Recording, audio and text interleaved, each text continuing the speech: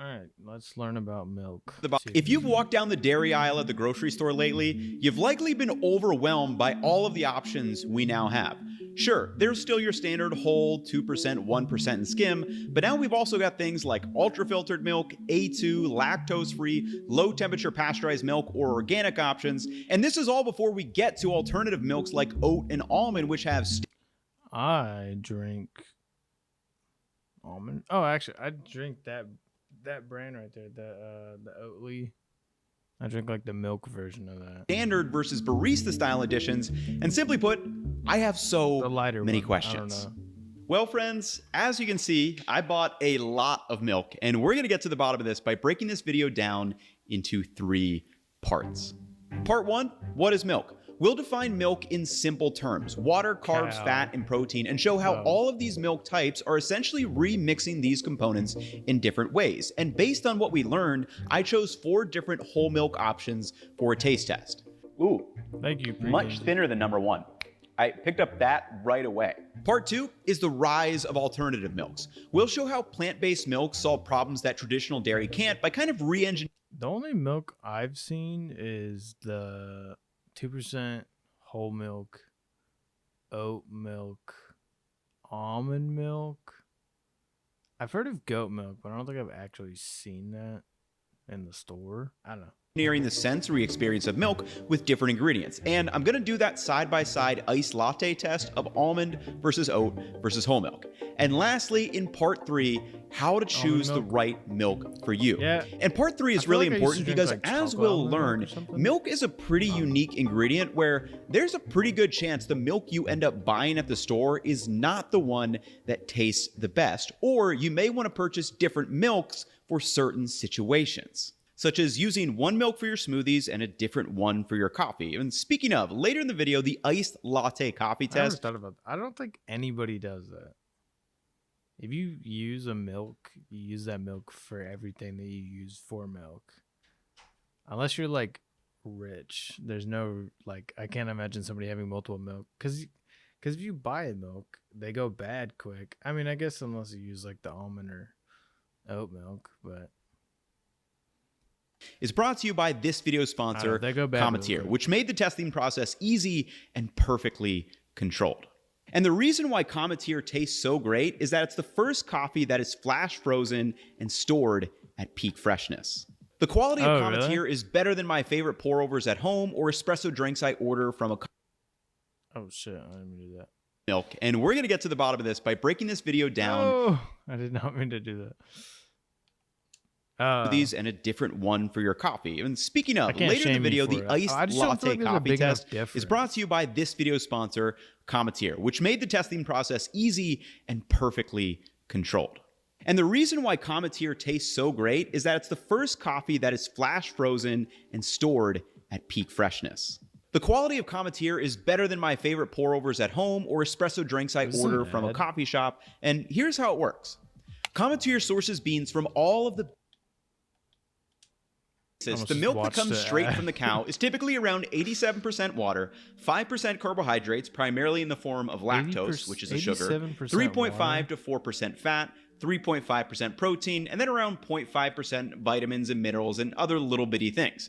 And this is important to understand because every milk option out there is essentially remixing these 5 components in some way. Some differences might be really obvious and others not so much.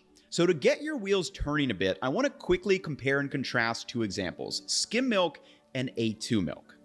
Skim or fat-free milk legally needs to be less than 0.5% fat, and it's removed through the standardization process.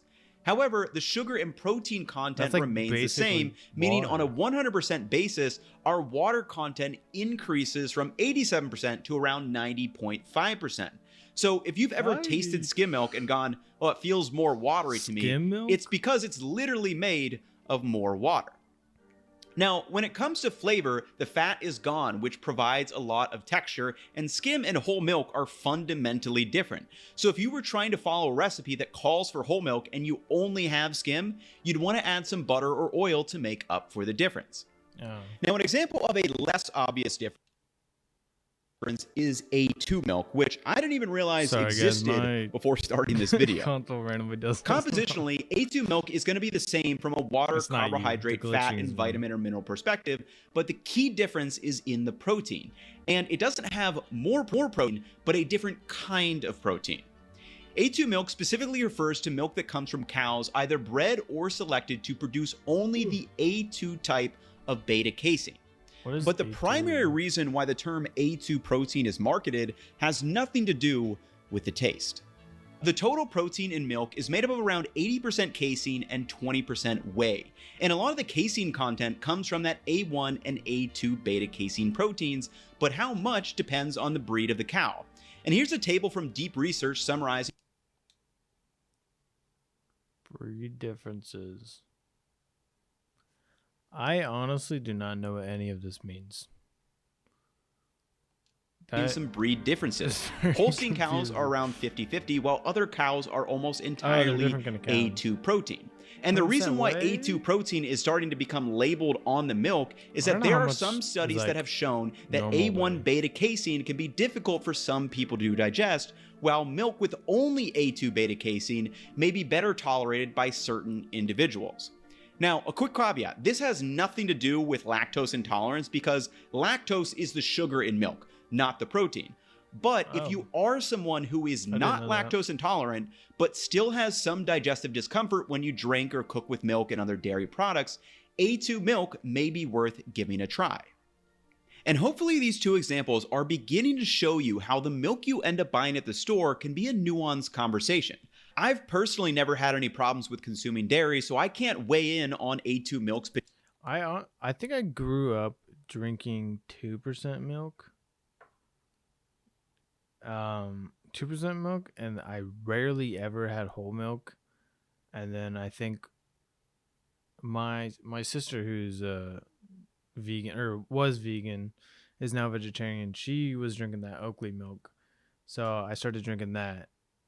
So I mean, I don't know. I just potential digestive benefits, but where I can lend some thoughts are in the differences of flavor between these various milks based on those 5 components. And this is why I wanted to set up 2 different taste tests for this video, or milk flights, if you will. Now, before we get to tasting these, we need to do a quick overview on how milk is processed. This way you'll understand why I chose these 4 particular milks to do a test with, and how the processing could affect the flavor, such as taste, aroma, and texture. The first step of the milk process is choosing the cow. Like we just talked about, the choice of the cow can make a difference when it comes to the resulting raw milk that comes out. Most commercial dairy cows in the US are Holstein breeds due to their milk production efficiency, and if you want a crazy stat from the USDA, the average milk production per cow averaged a bit over 24,000 pounds. 24,000 per cow? I don't know how much. That's a lot of fucking milk. 24. However, it gets a little crazier than that. According to this article at HolsteinUSA.com, top producing Holstein cows milk 3 times a day have been known to produce over 72,000 pounds of milk. I don't think that's necessarily weird, but maybe pounds of milk. Maybe something to like vault. Keep that one to yourself. Milk in 365 days. I personally can't say. While most milk for drinking comes from the Holstein breed, sometimes other breeds like Jersey or Guernsey cows may be preferred for other dairy products like cheese, cream, and butter.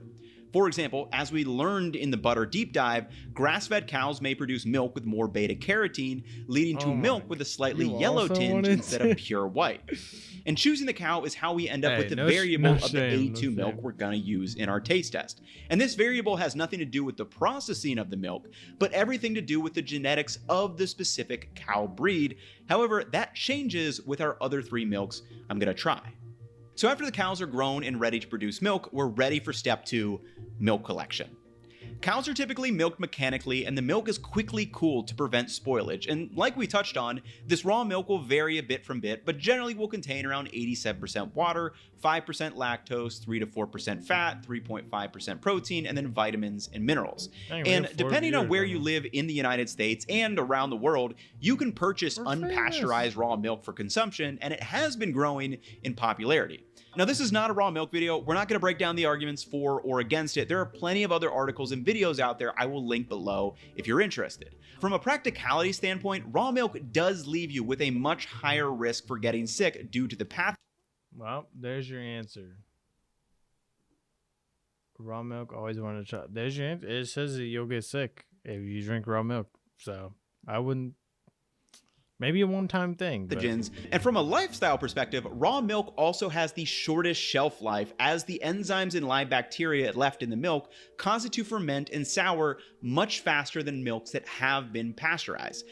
I really want to know what the first guy to drink cow's milk, like how that happened. Was it on accident? Was it a real freaky guy? I don't know.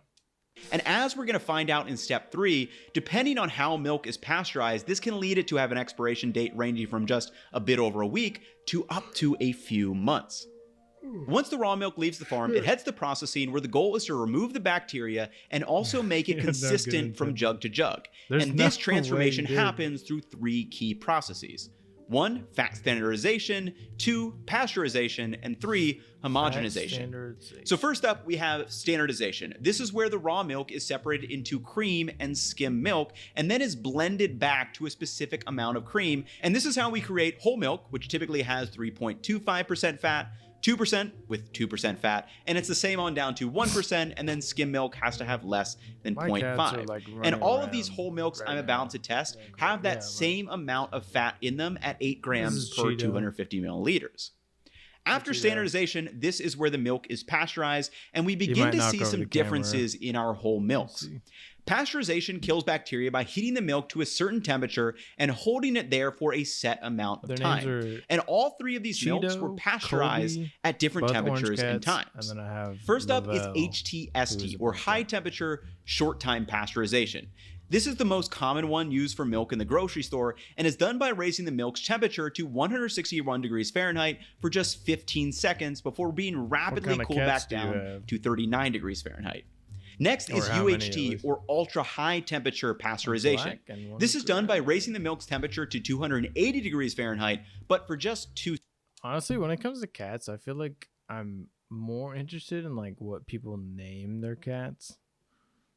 Cause like some people have like really good names, and then other people I'm like, what? How did you even come up seconds? With that? And if you, I have a friend whose cat's name is like Paco Bell or something like that. Lexus. I like Lexus the car, so that's pretty cool. Have a milk that has a really long expiration date, like several months, it was likely UHT pasteurized. Fairlife, for example, says they use UHT on their milk on the website. Now, on the opposite side of the spectrum, we have low temperature, long time pasteurization. And this is done by raising the temperature of milk to 145 degrees Fahrenheit for 30 minutes. And typically, if a producer uses LTLT, they're going to list it on the label because it takes longer and is less efficient, so the resulting milk will cost more. And I was able to find some locally produced milk using this method. Now, through pasteurization, even though it's generally a short time, we are essentially cooking the milk a bit, which could impact the flavor. How much kind of depends on, and we're going to get into shortly, but the last step after pasteurization is homogenization. 3 of these milks I'm going to taste have been homogenized, and 1 has not. And here's how it works. So the milk fat naturally will separate from the water content over. You could call them 5-layer burrito or a deluxe box. Time. So in order to prevent this, homogenization is done by pushing the milk through very high pressure valves to break up the fat globules into ultra tiny ones so they won't separate. Now, after these 3 core steps, there are some optional advanced processing that can happen during these processes as well. First is fortification, second, ultrafiltration, and third is lactose removal, or really it should be called lactose breakdown. Fortification is when nutrients are added to milk to either replace what processing has removed or just to boost the overall nutrition profile. For example, vitamin A, D, and E are very common ones that you'll see on milk labels. I heard that vitamin E is really bad for you. I don't know if that's true, but that's what I heard. Ultra-filtered milk, on the other hand, is when the milk is pushed through a soft membrane filter that separates molecules by size. And in most cases, this process is used to remove some of the water content, the lactose, and certain minerals, which in turn concentrates the protein and calcium in milk. And this is how Fairlife is able to get higher protein, lower sugar milk. Then lastly, in order to make lactose-free milk, it's not done by purely removing the lactose, but instead by breaking it down with lactase. Lactose is a milk sugar made up of glucose and galactose, and people who are lactose intolerant don't produce enough lactase, which is an enzyme that breaks lactose down into those simpler sugars that our small intestine can absorb. So to make lactose... How did this dude find so much information on milk? Is he like a milk expert? Free milk, lactase is added typically before pasteurization. And some people say that this makes the milk taste sweeter because glucose and galactose are sweeter on their own than pure lactose is. But in short, these processes explain how we end up with so many different milk choices at the store when we're wandering the dairy aisle.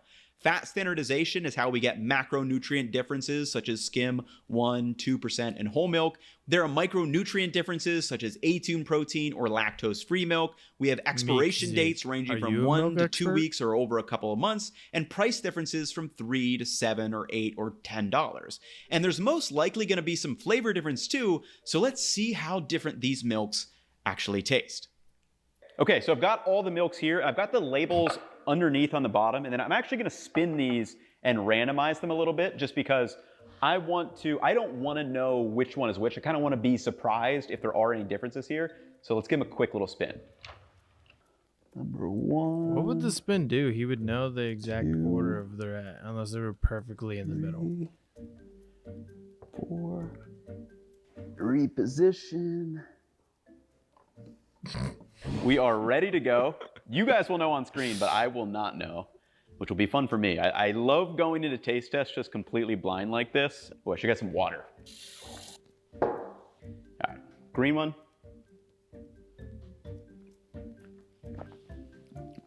Oh my gosh. Also, I've not just had a plain glass of whole milk in a while. I forgot how luscious and rich it is. It's crazy. Mark. But number 1, very, very good whole milk. Meek's been doing something, Ooh, he's not allowed. Much thinner than number 1. I picked up that right away. Everyone in chat has sucked from an udder. This one's way more creamy and like the texture kind of sits on my tongue a bit. This one feels a little bit waterier to me. The flavor is also a little bit different. I don't know quite how to describe it. It could be like maybe a little bit more.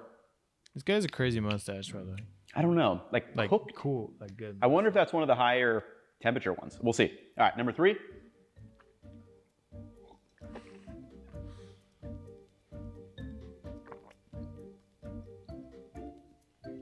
These two are much closer in texture to each other than this one. This one may be slightly thicker. The flavor itself, much more balanced. Let's go to the last one. Very interesting, and there are some clear differences here between them. Texture-wise, I would say the green one to me sticks out as like the most creamy, the most luxurious, kind of sits on your tongue really nicely, and it feels very decadent so crazy, and nice like, thinking to drink. About then this review coming down, I would say orange is probably the closest to green, but it definitely feels like it's almost like a step below. And then to me, I think the purple one here feels the most watery. As far as kind of like taste and aroma go, I think green, I feel like I really get like that buttery, dairy creaminess kind of taste and aroma to it. It also feels a little bit, maybe a little bit more sweet. I don't know. And then, so I would say like green and orange are a little bit closer to each other as far as taste and aroma. Nobody's in the Discord. Purple to me has kind of a... Nobody is on Discord. Yeah, purple to me kind of has like that, milk. Wow. that like kind of more cooked like milk. Like if you were making like a roux and you poured in milk or a cheese sauce, like that's kind of what this reminds me of. It's not bad, but it's just like there is kind of this clear difference in flavor. And then blue is also pretty mild.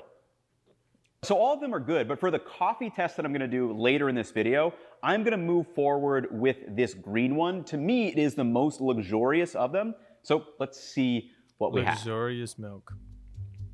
Hell yeah. Thank you for joining the stream. Okay, so I'm gonna keep these in line. So what is green? So that's the ultra I wish pasteurized. I could tell you that I had a Definitely schedule just feels, of when my next stream would be, but I don't. It feels very like thick and luxurious. So. Number 2 is the low temp. Oh, interesting. Low Store temp? and A2. So my big observation here is that, yes, you can definitely pick up on differences in the taste, aroma, and texture well, if you guys of come on these another various video milks. to That watch, being said, I do want to point out a couple of caveats. You know, if I was using these in a baking recipe or maybe a cheese sauce, all of them are probably going to work just fine, and you're not really going to notice much difference, because if you're making a cheese sauce, the cheese is really what gives you that kind of taste and aroma. Or if you're using it in like a cake, you're adding cocoa powder, sugar, and tons of... Do you think that like almond milk would taste better, or like 2% milk? Any how it's made video. That actually would be a good idea. I'm gonna write that down. Look at this obscene handwriting. 2%. I just got used to almond. Do you I wonder if there's like a distinct difference of taste from like eating almond milk mac and cheese and eating 2% milk mac and cheese, because I feel like I do notice it when it comes to like a coffee. Other ingredients. So these would all work in like a cake recipe, where you might run into some issues if you try to substitute whole milk for like a fat-free milk, because you're fundamentally adding less fat. But now, additionally, I'm not someone who can just like throw back a big old glass of whole milk with dinner or something. I forgot just how rich and decadent this really is. But one area where I do like to use whole milk is in my coffee. And what we're gonna do in the second part of this video is talk about the rise of alternative milks and kind of explain how they try to recreate these same 5 core components that we have in whole milk, except using different ingredients. Was it noticeable? I feel like it's one of those things where it's not actually noticeable. At their core, alternative milks are trying to solve a few different problems than traditional dairy milk. Well, for example, some people are lactose intolerant. Some avoid animal products entirely for ethical or other environmental reasons. Some may prefer the... I wonder if it's one of those things where it's like, it doesn't actually taste different, but your brain is like, this is different milk, so it tastes different. It's like a placebo. And others of us might just be curious what these taste like, and this is exactly why I wanted to do a little coffee test, because the area where I've found these are most common are at cafes and coffee shops. I even did a quick poll on my Instagram, and of the 2,209 of you that voted, 34% typically order oat milk with their espresso drinks. Also, if there are any cafe owners or workers watching, I'd be curious to know how many people typically order some type of alternative milk, and what those numbers look like maybe 5, 10, or 15 years back.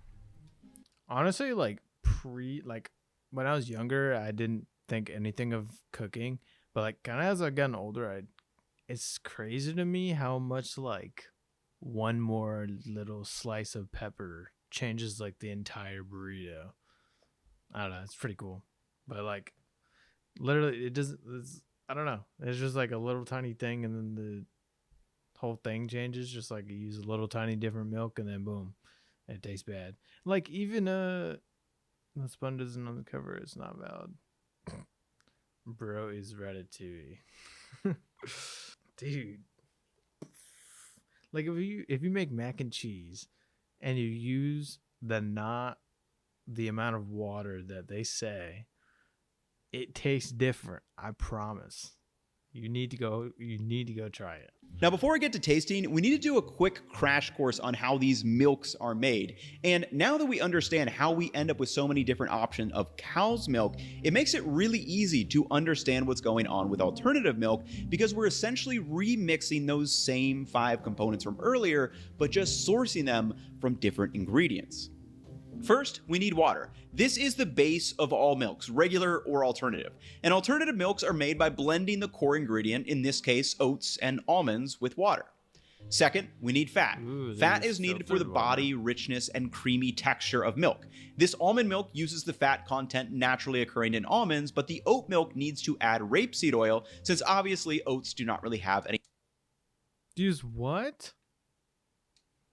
Richness and creamy texture of milk. This almond milk uses the fat content naturally occurring in almonds, but the oat milk needs to add rapeseed oil since what the fuck? What the hell is that? That's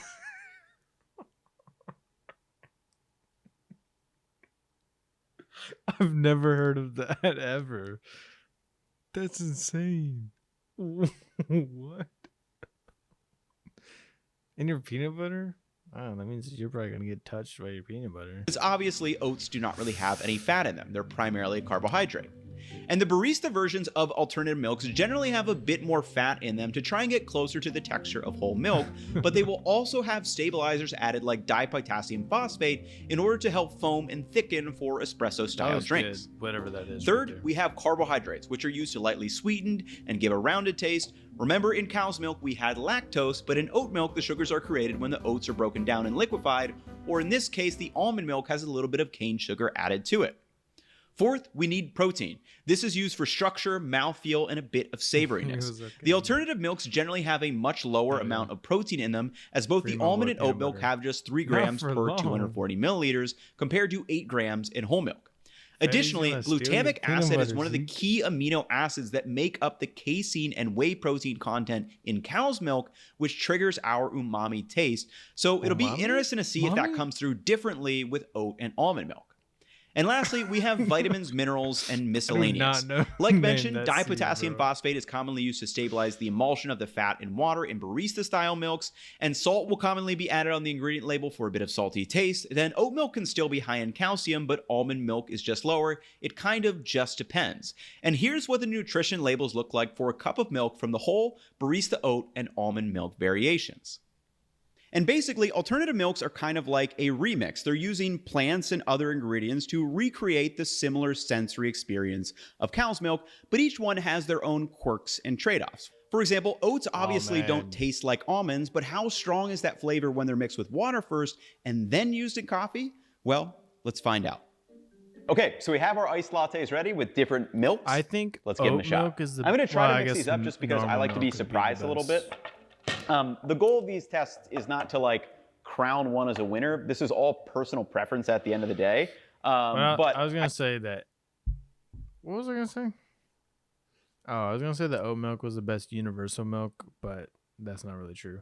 But I will say, I think the most notable thing that you can use milk for and notice a difference is cereal. Obviously, because there's like way more milk in the cereal, but like honestly, if you're eating like, if you milk is, if you if you make cereal with like one of those like oat milk, it tastes like a sweeter taste. It tastes really good. You should try it if you haven't. I find it's more fun for me if I am pleasantly surprised and don't know which one's which. So I'm going to blindfold up and try to fit them in our little taste testing box here. 1, 2. This might barely What if you work. just dropped it, spilled it everywhere? Okay, I think they're all in different cups. Okay, cool. I think we're good there. I think I can take that off. So let's give them a shot and see what we have. Number 1. I think almond milk is the darker one. I'm in. Just really good. Gonna grab some water. And you can let me know down in the comments. When I'm drinking iced, I want those like darker, chocolatey or roastier kind of aromas when it comes to coffee. But if I'm drinking it hot, I much prefer kind of fruity. So these are really, really nice. Cannot agree with that. I don't like fruity anything, actually. Whoa. Very different. Like, those two. What's that shit called? Like body armor? I think this second one was much kind of thicker. Like the strawberry banana to me. Stuff. If you count strawberry banana, I like that flavor. But oh yeah. Fruity Pebbles. Yeah. Ooh. Video idea. We'll do a tier list and do the top cereals. I think that's a great idea. I think. Well, I can't do it tonight, but yeah, I'm writing that down too. Hold up. We'll throw it on that rank app you see on the internet. That'd be fire. Number 2, much thicker and luxurious compared to number 1. Also very good. Definitely a slight difference in kind of taste and aroma, but I'm going to still unpack that a little bit. Number 3.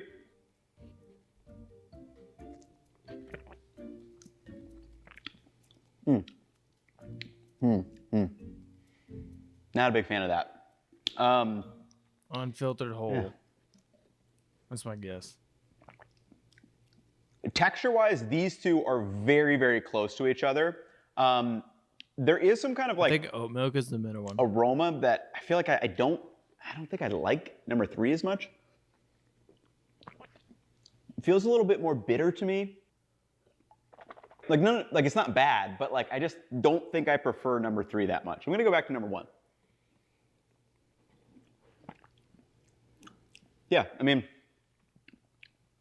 number 1's solid, smooth. It's definitely less thick though. Like the texture is really what I'm picking up on, and I think that almond milk might be lower in fat, so that would kind of check out that it is the crazy least viscous. Oh wait, did you buy like the pack of the Lucky Charms? All right, this is really interesting. Again, there are some very clear differences between them. I think texture for me jumps off right off the page right away. That makes sense. This first one is definitely thinner and it feels a little bit watery compared to 2 and 3. 2 and 3 to me feel very similar. I think 2 is kind of that more luxurious kind of texture that we're getting. As far as taste and aroma, there are definitely some differences as well. Now, all 3 of these I would be perfectly happy with drinking. That being said, the third one for me feels like maybe a little bit more bitter. 2 feels the most balanced to me, like a nice balance of like sweetness with kind of those darker aroma notes from this particular coffee. And then this first one, I would say it has like some kind of something else going on. I'm not sure.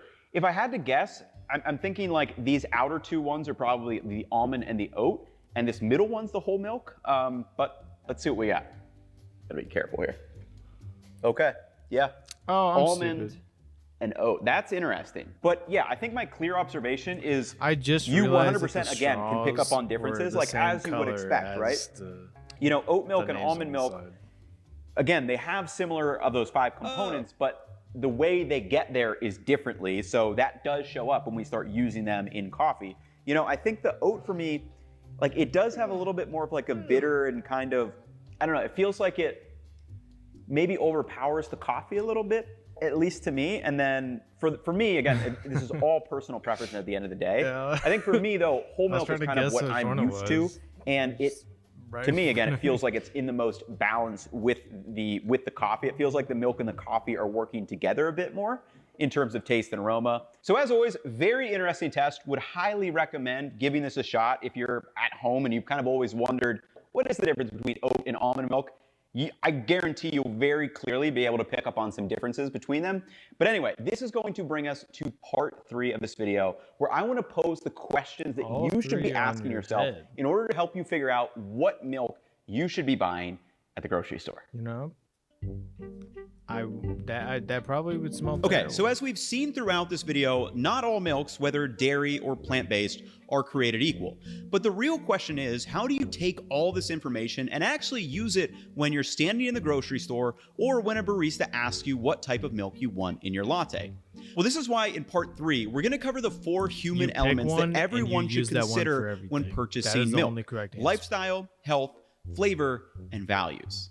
Like I mentioned in the intro, the milk you like the flavor of the most may not be the one you end up buying. For example, in my case, if I'm at a coffee shop and want a cortado, I'll go ahead and order it with whole milk. However, you typically will not find whole milk in my fridge. I typically buy 1% or skim milk, and that's because I use milk differently at home. First, if I'm drinking a plain glass of milk, I want it to be low calorie and high protein. Second, when I am at home, I tend to drink most of my coffee black, so I don't use milk much there.